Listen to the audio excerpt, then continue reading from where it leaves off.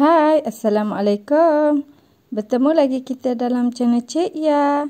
Kali ini Cik Ya ingin kongsi cara untuk buat permohonan ataupun pendaftaran prasekolah secara online. Tapi sebelum tu boleh subscribe channel Cik Ya sebagai sokongan.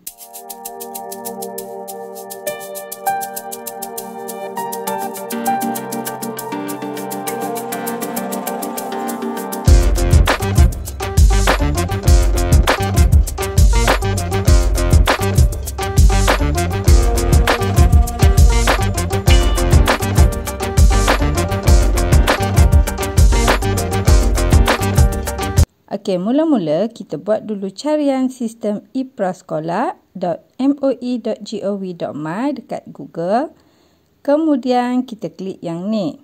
Seterusnya kita dibawa ke paparan utama ini. So dekat sini kepada sesiapa yang belum lagi membuat pendaftaran sebagai pengguna portal ini perlu membuat pendaftaran terlebih dahulu.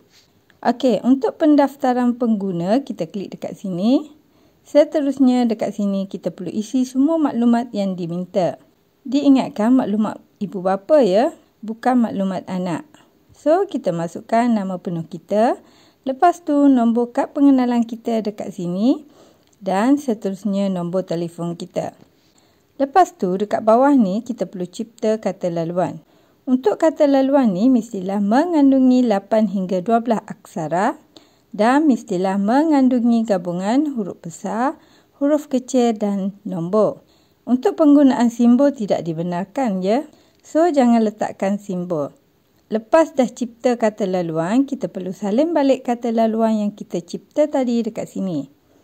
Lepas tu kita perlu masukkan alamat email kita dekat sini.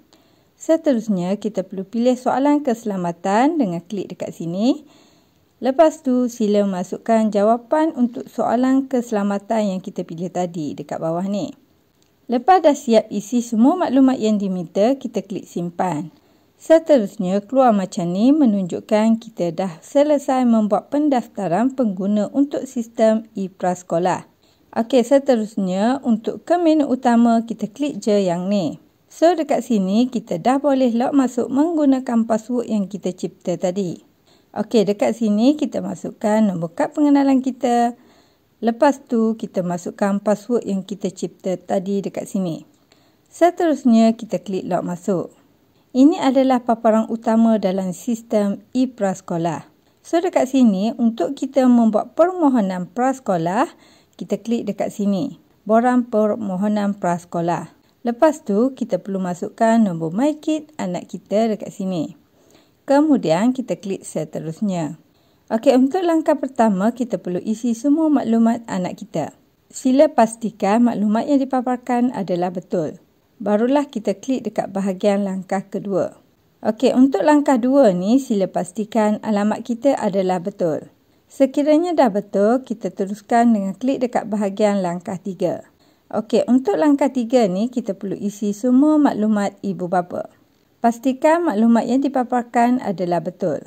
Okey, bagi yang tinggal dengan penjaga, kita perlu klik dekat sini dan isi semua maklumat penjaga. Okey, jika dah siap isi semua maklumat ibu bapa dan penjaga, kita klik dekat bahagian langkah 4.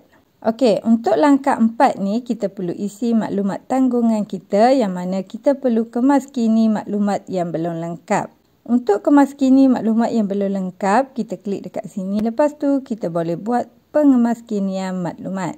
Untuk yang ingin membuat tambahan tanggungan, kita boleh je klik dekat sini dan kita boleh isi semua tanggungan kita.